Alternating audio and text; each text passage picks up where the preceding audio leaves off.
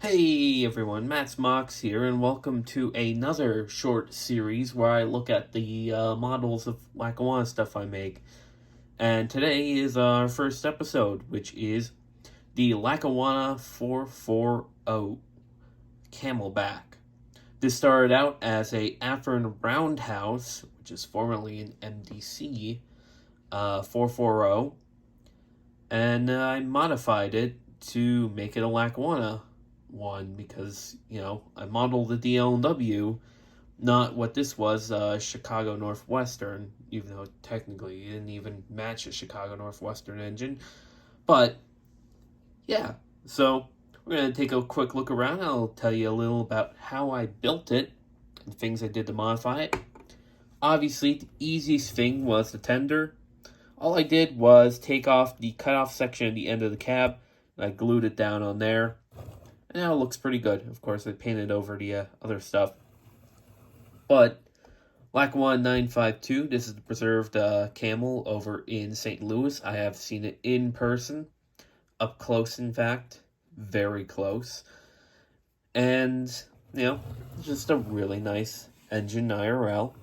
Do our nice little turnaround here. I only lettered the one side. I wasn't happy with that one side that I lettered, so at some point I need to redo it. But this is a very nice model to begin with. It is DCC sound with both tender and driver pickups, so it does have a very long pickup set. And it's a nice engine. It runs real good. Now that it's a Lackawanna engine, it definitely turns heads because it's a camel. Everyone likes camels. And yes, the smoke box does sit a little crooked at times. It did sit crooked on the original too. The big thing that I did here with the smoke box was I moved the marker lights over. I removed those other handrails. And I actually patched the top, moving that headlight down through the smoke box. So, it looks a little more correct, how you say. And this engine is sitting kind of weird. Everything's wonky with this engine. Everything I build's wonky. On this side, you can kind of see there's not as many modifications as you think.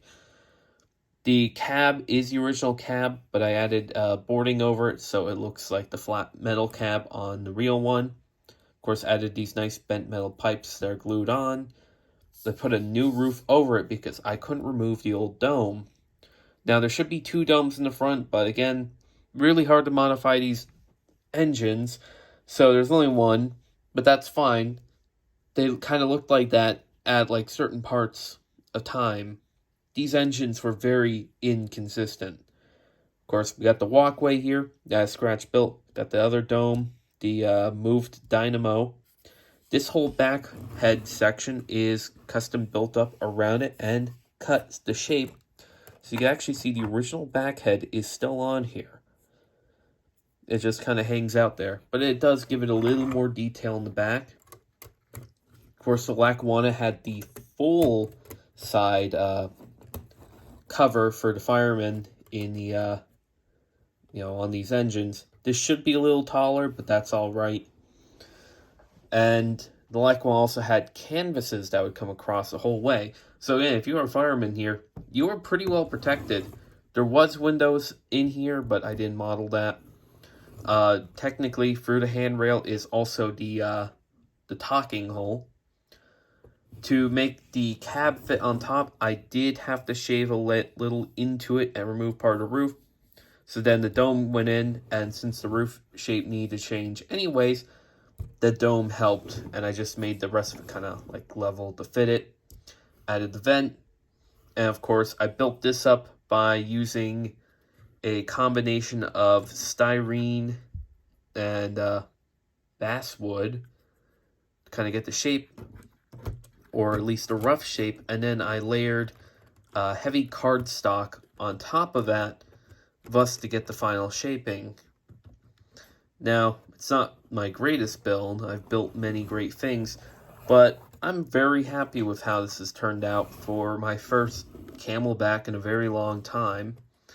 And it looks relatively decent going down the track. The headlight does work. I had to cut it, but I re-spliced it the right way because, gotta mark the wires. But yeah, I mean, that's really it for this video. Kind of just wanted to show off this engine I built. Well, how I built it. And if you wanted to build one, now you know a little on how to do that. So yeah, I'll see you all next time. Goodbye.